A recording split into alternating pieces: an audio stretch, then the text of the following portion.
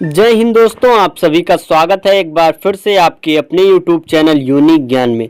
आज हम BA third semester के सिलेबस में लगे हुए यात्रा वृत्तांत का प्रकार, विकास और उद्भव किस प्रकार से हुआ तथा उसकी विशेषताएं बहुत ही अच्छे तरीके से समझेंगे, जिससे हमारे पेपर में अगर इस पे संबंधित कोई भी प्रश्न आता है तो हमारा छूटे ना। इसके पहले के जो 6 चैप्टर्स हैं, हिंदी कहानी, उपन्यास, नाटक, एकांकी, निबंध, इन सभी का उद्भव एवं विकास, प्रकार, विशेषताएं सभी हमने बहुत ही अच्छे तरीके से समझाया है। जिसने भी ना देखा हो वह जाकर चैनल पर विजिट करें या डिस्क्रिप्शन में उसे प्लेलिस्ट की लिंक मिल जाएगी, जाकर वीडियो देख लें, जिससे एक भी चैप्टर उनका छूटे ना। तो चलिए यात्रा वृत्तांत के बारे में सर्वप्रथम जानेंगे कि यात्रा वृत्तांत से हमारा क्या तात्पर्य है और इसका स्वरूप किस प्रकार होता है। यात्रा वृत्तांत, यात्रा मानव जीवन की स्वाभाविक प्रवृत्ति होती है, क्योंकि कोई भी मनुष्य हो वह यात्रा तो करता रहता है, उसकी स्वाभाविक प्रवृत्ति होती है। यात्रा क्या होता है? एक स्थान से दूसरे स्थान पर जाना ही यात्रा कहलाता है। सृष्टि के जन्म से आज तक मनुष्य ने निरंतर अनेकानेक यात्राएं की है। मतलब जन्म से लेकर जितना भी उम्र हो गई हो उसकी, वह यात्राएं करते रहता है। प्रत्येक व्यक्ति अपने व्यक्तिगत जीवन में अनेक छोटी बड़ी यात्राएं करता है और उसकी इन यात्राओं के पीछे कोई ना कोई कार्य, कारण, व्यवस्था या आवश्यकता रहती है। अर्थात कोई भी व्यक्ति हो वह यात्रा तभी करता है जब उसका कोई कारण हो या कार्य हो या कोई व्यवस्था हो कि वहां पर जाना बहुत आवश्यक है या कोई भी आवश्यकता हो, तभी वह यात्रा करता है, जिससे प्रेरित होकर वह यात्राएं करता है। कुछ लोगों को यात्रा करना बहुत कष्टप्रद प्रतीत होता है और कुछ व्यक्ति को यात्रा करने के लिए बहाना खोजा करते हैं। जैसे कुछ लोग ऐसे होते हैं जिनको यात्रा करना बहुत ही अच्छा लगता है, लेकिन कुछ लोगों को यात्रा करने में थोड़ी कठिनाई होती है, जैसे वोमिटिंग की समस्या किसी किसी को रहती है या फिर किसी को घूमना बहुत ज़्यादा पसंद नहीं होता है। और इन सबसे भिन्न कुछ व्यक्ति ऐसे भी होते हैं जो यात्रा को ही अपने जीवन का धर्म मानकर उद्देश्य बना लेते हैं। कुछ लोग ऐसे भी होते हैं जो जीवन भर यात्रा ही करने को अपना धर्म बना लेते हैं और यात्रा करते रहते हैं, और उनकी प्रवृत्ति को साहित्य की भाषा में यायावरी प्रवृत्ति कहा गया है। जिन लोगों का यह धर्म बना लेते हैं कि यात्रा को ही अपना, तो उनका जो प्रवृत्ति होता है उस प्रवृत्ति को हिंदी साहित्य की भाषा में यायावरी प्रवृत्ति कहा गया है। और यात्रा काल में यायावर को साहस, संघर्षशीलता, प्रतिकूल परिस्थितियों को अनुकूल बना लेने की क्षमता, आकस्मिक विपदाओं में धैर्य धारण करना आदि गुणों की आवश्यकता होती है। जैसे कि जो घूमने वाले होते हैं उनके लिए सबसे जरूरी बातें कौन कौन सी होती हैं? पहली तो एक साहस और संघर्षशीलता, प्रतिकूल परिस्थितियों को अनुकूल बनाने लेने की क्षमता, जैसे कि वह जो परिस्थिति हो उनके प्रतिकूल हो, उनके खिलाफ हो, फिर भी उसको अनुकूल बना लेने की क्षमता होनी चाहिए व्यक्ति में। आकस्मिक विपदाओं में धैर्य धारण करना, जैसे कोई आकस्मिक अचानक से विपदा आ जाती है तो उसमें धैर्य बनाए रखना आदि गुणों की आवश्यकता होती है। प्रकृति का मनोरम सौंदर्य और मार्ग के प्राकृतिक दृश्यों, आगे हम देखेंगे कि झांकी सामान्य जनों का ध्यान भले ही आकर्षित न करती हो, किंतु साहित्यिक यायावर को वह विस्मित कर विमुग्ध कर देती है। अगर हम बात करें जो घूमने वाले रहते हैं, वह कोई भी अच्छी जगह देखकर उसके प्रति आकर्षित हो जाते हैं और इसी कारण उसका यात्रा साहित्य अनूठा बन जाता है। क्योंकि किसी भी चीज़ को अगर आप पूरे मन से करेंगे और आपकी उत्सुकता पूरी उसमें लगी रहती है तो कोई भी चीज वह अनूठा बन जाता है। इस संबंध में डॉक्टर विश्वनाथ तिवारी का कथन एक दृष्टव्य है। उन्होंने कहा है कि कलाकार स्वभावतः यायावर होता है। जो कलाकार होते हैं वह स्वभाव से ही यायावर अर्थात घुमक्कड़ होते हैं। उसकी आत्मा एक शाश्वत यात्री है जिसके लिए कोई विराम नहीं है। वह सदैव कल्पना लोक की यात्राएं किया करता है। यह हम आपको यात्रा के बारे में पहले समझा दे रहे हैं, यात्रा क्या होता है। उसके पश्चात हम उसके उद्भव, विकास तथा विशेषता को अच्छे तरीके से पढ़ेंगे, इसलिए वीडियो को अंत तक देखें। वास्तविक जीवन में भी भ्रमण उसके लिए प्रिय होता है। गति उसके लिए प्राण संचार की पहली शर्त होती है। और यात्रा के संबंध में श्री बालकृष्ण राव जी ने लिखा है कि जब साहित्यकार अपनी यात्रा संस्मरणों को इस प्रकार लिपिबद्ध करे कि यात्रा किए गए स्थल को मूर्त रूप पाठक के समक्ष आ जाए तो उस साहित्यिक एवं कलात्मक यात्रा विवरण को यात्रा साहित्य कहते हैं। या करते हैं। अपने जो यात्रा की यादें होती हैं, स्मृति होती है, संस्मरण होता है, उसको इस प्रकार से लिपिबद्ध करके यात्रा मतलब जो पाठक होते हैं उनके सामने प्रस्तुत करना कि वह जो पूरा यात्रा वृत्तांत रहता है उसको एकदम पाठक के सामने आ जाना चाहिए, समक्ष एकदम बिल्कुल आ जाना चाहिए। किस प्रकार इन्होंने यात्रा की थी और कहाँ कहाँ पे गए थे, उनको एकदम दृष्टव्य होना चाहिए। ऐसे लेखकों को ही यात्रा वृत्तांत के, यात्रा साहित्य के लेखक कहते हैं।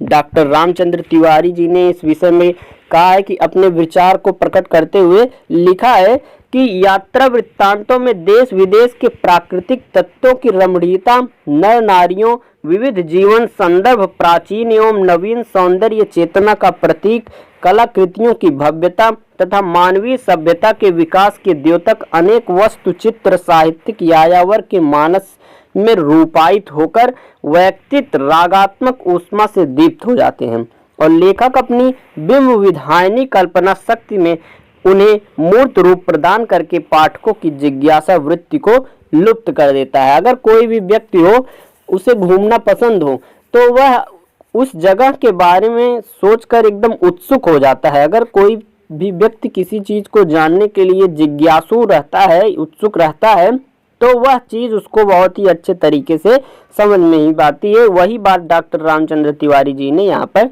कहा हुआ है। उपर्युक्त विद्वानों ने कथनों से स्पष्ट किया है कि यात्रा वृत्त गद्य की एक रोचक, मनोरंजक और ज्ञानवर्धक विधा है। ज्ञानवर्धक किस प्रकार है?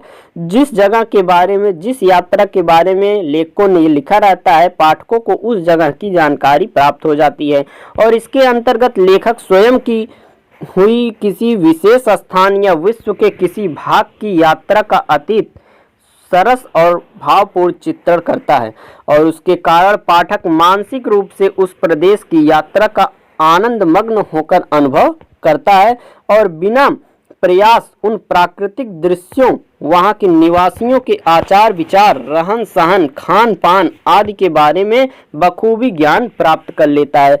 अर्थात जो पाठक होता है उस जगह के गया भी नहीं रहता है, लेखकों के माध्यम से, यात्रा वृत्तांत के माध्यम से वहां के निवासियों के आचार विचार, रहन सहन, खान पान आदि सभी को बखूबी ज्ञान प्राप्त कर लेता है। इस प्रकार यह कहा जा सकता है कि यात्रा वृत्त के लेखक का यही लक्ष्य होता है कि वह अपनी निजी अनुभूतियों और ज्ञान को पाठकों तक पहुंचा दे। जो अनुभूति किया हो यात्रा करके जो लेखक होते हैं, उनका यही लक्ष्य होता है कि जो वह अनुभूति प्राप्त किए हैं, वह जो ज्ञान प्राप्त किए हैं यात्रा करके, वह पाठकों तक पहुंचा दें। अतः यह कहा जा सकता है कि यह विधा अनौपचारिक, संस्मरणात्मक, आत्मकथात्मक और मनोरंजनात्मक होती है।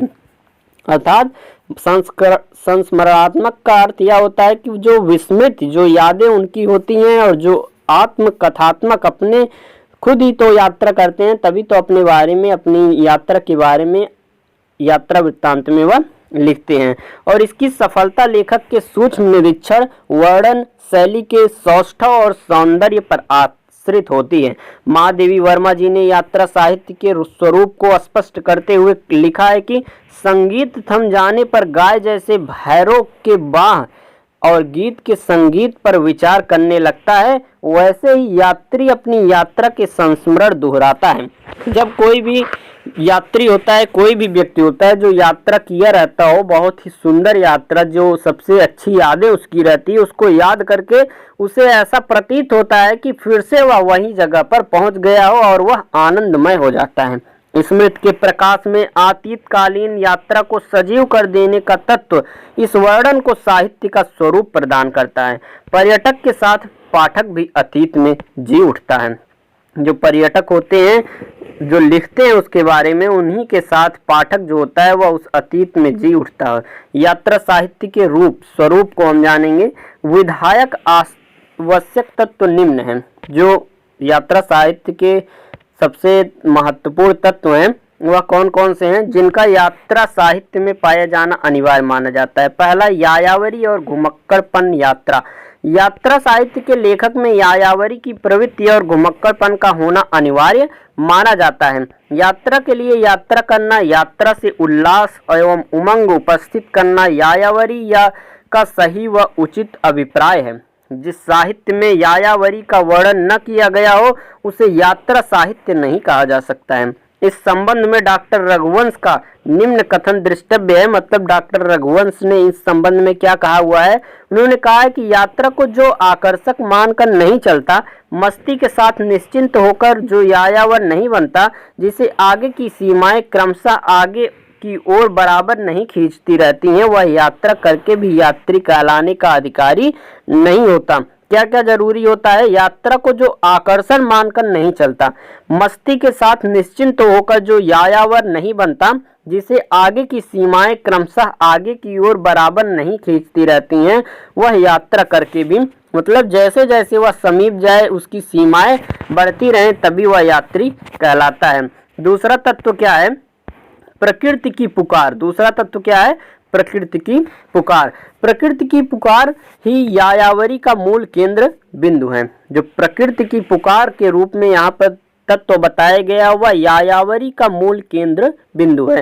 प्रकृति की पुकार लेकर यात्रा करने वाले साहित्यिक में ही यायावरी का तत्व उभरता है और वह प्राकृतिक दृश्यों के आकर्षक से आकर्षित होकर यात्रा का सच्चा आनंद प्राप्त कर पाता है।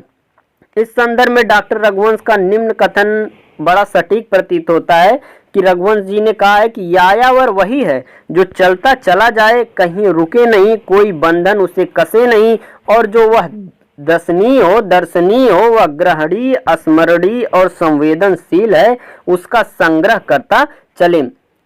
रघुवंश जी क्या कहते हैं कि जो चलता चला जाए और कहीं पर भी रुके नहीं, कोई बंधन उसे कसे नहीं, किसी भी प्रकार का बंधन उसे रोके नहीं, और वह दर्शनीय हो, देखने योग्य हो, ग्रहणीय हो, जो वहाँ की यात्रा में ग्रहण करने योग्य हो उसे ग्रहण करते हुए चले, स्मरणीय हो, जो वहाँ की बातें हो उसको स्मृतियों में अपने बसाते हुए चले, तथा संवेदनशील हो, उसका संग्रह करता चले। और ऐसे भी जो यात्रा के नाम पर भोग विलास के सुख लूटने के लिए चल पड़ते हैं, यात्री मानना, यायावर कहना, घुमक्कड़ स्वीकार करना साहित्यिक अर्थ में यात्रा का अपमान है। जो ऐसे ही भोग विलास का सुख लूटने के लिए चढ़ पड़ते हैं, उनको यात्री कहना एक साहित्यिक अर्थ में यात्रा का अपमान माना जाता है। तीसरा तत्व हमारा क्या है, तटस्थता। तटस्थता में क्या बताया गया है, यात्रा साहित्य लेखक को तटस्थ होना चाहिए। यात्रा साहित्य के जो लेखक हो उन्हें तटस्थ होना चाहिए। इसके अभाव में यात्रा वर्णन न होकर संस्मरण बन जाता है।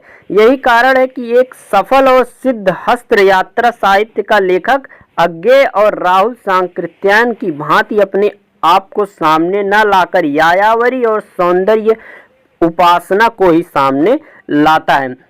जो यात्रा साहित्य के लेखकों में सबसे प्रसिद्ध कौन कौन है, पहले तो राहुल सांकृत्यायन जी हैं और दूसरे अज्ञेय। ये दोनों यात्रा साहित्य लेखन में बहुत ही प्रसिद्ध माने जाते हैं।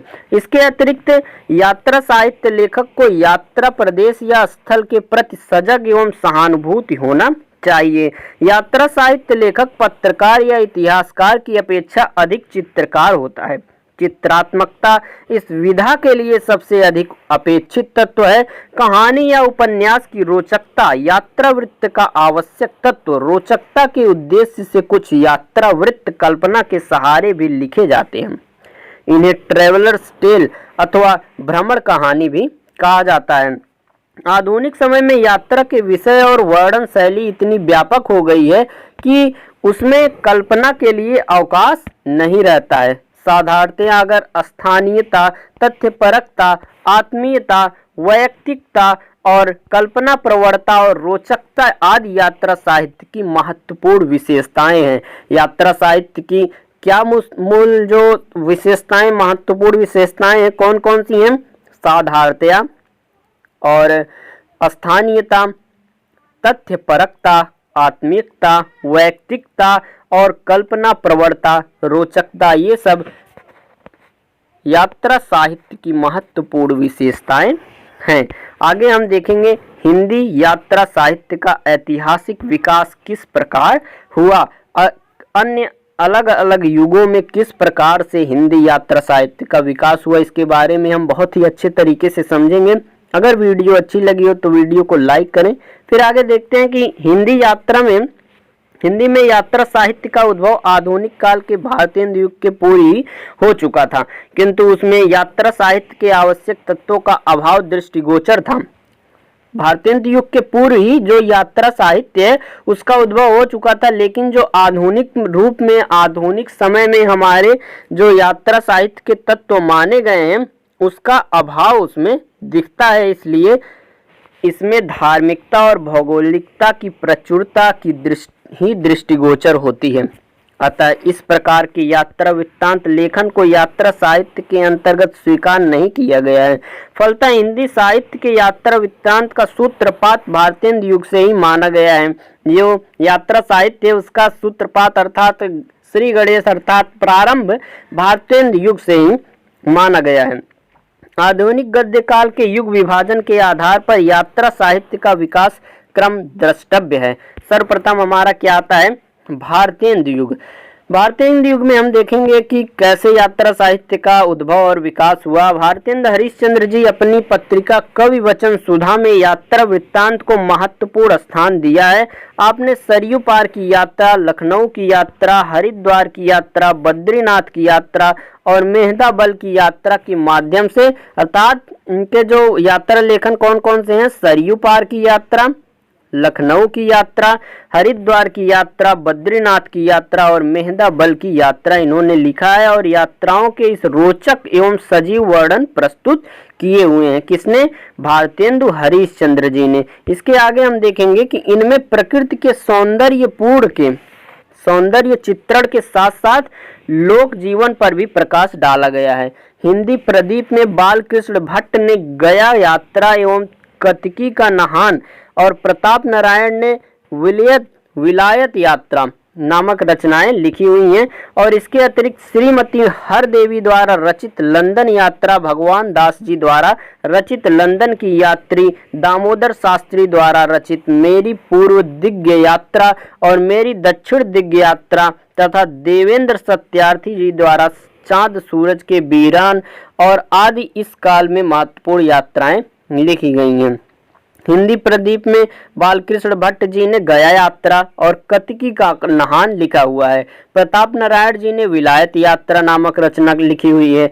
और इसके अतिरिक्त अगर हम देखें तो श्रीमती हरदेवी जी द्वारा रचित लंदन यात्रा, भगवान दास जी द्वारा रचित लंदन की यात्री और दामोदर शास्त्री जी ने क्या लिखा हुआ है, मेरी पूर्व दिग्ग यात्रा और मेरी दक्षिण दिग्ग यात्रा, और देवेंद्र सत्यार्थी जी ने चांद सूरज के वीरन लिखा हुआ है। ये सब थे भारतीय युग के सबसे प्रसिद्ध हमारे यात्रा लेखक, यात्रा वृत्तांत के, यात्रा साहित्य के रचना करने वाले लेखक। आगे हम देखेंगे द्विवेदी युग। द्विवेदी युग में अगर हम बात करें तो यात्रा साहित्य रचना की दृष्टि से इस युग का विशेष महत्व है। यात्राओं से संबंधित लेखों का प्रकाशन पहले भी होता था, किंतु उनमें लेखक के निजी अनुभव समाहित नहीं होते थे, अतः उन्हें लेख ही कहा जा सकता था, यात्रा वृत्त नहीं। सन 1912 में मर्यादा पत्रिका में प्रकाशित स्वामी मंगलानंद की मॉरिशस यात्रा, सन 1913 में मर्यादा पत्रिका में प्रकाशित श्रीधर पाठक की देहरादून शिमला यात्रा और सन 1914 में गृह लक्ष्मी पत्रिका में प्रकाशित उमा नेहरू की युद्ध क्षेत्र की सैर आदि इंद्र जो पत्रिका के सितंबर में हम देखें 1915 के अंक में प्रकाशित लोचन प्रसाद पांडे जी द्वारा हमारी यात्रा जैसी श्रेष्ठ रचनाएं इस युग के यात्रा साहित्य का उदाहरण है। द्विवेदी युग को सबसे विशेष महत्व दिया जाता है यात्रा साहित्य के दृष्टि से अगर हम देखें तो, क्योंकि इसमें बहुत ही ज्यादा महत्वपूर्ण यात्रा लेखन किए गए हैं। गोपाल राम गहमरी ने लंका यात्रा लिखा हुआ है। गोपाल राम गहरी जी ने कौन सी यात्रा का विवरण लिखा हुआ है, लंका यात्रा का विवरण लिखा हुआ है। ठाकुर गदाधर सिंह की यात्राओं के रोचक विवरण चीन में 13 मास तथा हमारी एडवर्ड तिलक यात्रा शीर्षक से प्रकाशित हुए थे। और स्वामी सत्यदेव परिव्राजक इस युग के महत्वपूर्ण यात्रावृत्त लेखक हैं। आपने स्वामी सत्यदेव परिव्राजक ने अमेरिका दिग्दर्शन और मेरी कैलाश यात्रा जैसे प्रसिद्ध यात्रा वृत्त की रचना की हुई है और इन्होंने अपने यात्रा वृत्तों में देश विदेश के दर्शनीय स्थानों और वहां के सामाजिक जीवन का वर्णन अत्यंत रोचक शैली में किया है। उनकी रचनाओं में अगर हम देखें, मखरित देश प्रेम की भावना बरबस की ही पाठकों को भावाविभोर कर देती है। अगला हमारा कौन सा युग है? शुक्ल युग। शुक्ल युग अगर हम देखें तो इस युग में यात्रा साहित्य का जो लेखन विशेष रूप से गतिशील रहा है। शुक्ल युग की अगर हम बात करें तो इस युग में यात्रा साहित्य का लेखन विशेष रूप से गतिशील रहा है। राम नारायण मिश्र, गणेश नारायण सोमानी, कन्हैया लाल मिश्र, शिव प्रसाद मिश्र और राहुल सांकृत्यायन, सेठ गोविंद दास और केदारनाथ रूप राय आदि इस युग के प्रमुख यात्रा साहित्य लेखक हैं। और इनमें राहुल सांकृत्यायन का विशिष्ट स्थान है क्योंकि यह बहुत ही प्रमुख प्रसिद्ध माने जाते हैं। वे पक्के घुमक्कड़ यायावर थे। वो उनका घूमने का बहुत ही ज़्यादा हमेशा जिज्ञासु रहते थे, घूमने के लिए घुमक्कड़ प्रवृत्ति के माने जाते हैं और थे भी। और उनके जीवन का बहुत बड़ा भाग घूमने फिरने में व्यतीत हुआ था। वे मानते थे कि घुमक्कड़ी प्रवृत्ति से जीवन की जड़ता और संकीर्णता दूर होती है और उन्होंने एक स्थान पर लिखा है कि सच्चा घुमक्कड़ धर्म, जाति, देश, काल आदि सभी सीमाओं से मुक्त होता है, क्योंकि घूमते वक्त उसे अलग अलग धर्म के लोग, अलग अलग जाति के लोग, अलग अलग देशों में अगर वह घूमेगा अलग अलग समयों पे, तो उसकी सीमाओं से अगर मुक्त नहीं होगा तो उसका वहाँ पर जीवन यापन करना मुश्किल हो जाएगा। इसलिए उन्होंने लिखा है कि जो एक सच्चा घुमक्कड़ होता है वह धर्म, जाति, देश, काल आदि सभी सीमाओं से मुक्त होता है। आगे हम देखें तो सच्चे अर्थों में वह मानवता के प्रेम का उपासक होता है। कौन? जो सच्चा घुमक्कड़ होता है वह मानवता के प्रेम का उपासक होता है। राहुल जी का यात्राओं के पीछे उनकी जिज्ञासा और ज्ञान पिपासा रही है और उनकी रचनाओं में उनका अपार पांडित्य, जनजीवन को समझने की जिज्ञासा, इतिहास चेतना और विश्व दृष्टि प्रतिबिंबित होती है। तिब्बत में सवाब रस, मेरी यूरोप यात्रा, मेरी तिब्बत यात्रा, मेरी लद्दाख यात्रा, रूस में 25 मास और हिमालय परिचय, किन्नर देश आदि राहुल जी का विपुल यात्रा साहित्य है, जिसमें से मेरी तिब्बत यात्रा आपके सिलेबस में लगा हुआ है, जिसका सारांश हमने बहुत ही अच्छे तरीके से बताया हो। अगर आपने नहीं देखा तो जाकर चैनल विजिट करिए, आपको मेरी तिब्बत यात्रा का सारांश बहुत ही अच्छे तरीके से मिल जाएगा। आगे देखेंगे जिसके कारण आज वे विशिष्ट बन गए हैं। केदार रूप राय की हमारी विलायत यात्रा रचना भी इस युग के महत्वपूर्ण कृति में हो जाता है। यहाँ पे 3 युग हमारे थे यात्रा वृत्तांत के लिए। इस प्रकार हमने यात्रा वृत्त के महत्वपूर्ण सबसे जो विशेषताएं थी, परिभाषा था, हर चीज को बहुत ही अच्छे तरीके से समझा है। और वीडियो अच्छी लगी हो तो दोस्तों के पास शेयर करें जिससे वह भी इस वीडियो का लाभ उठा सकें। धन्यवाद, मिलते हैं अगले वीडियो में।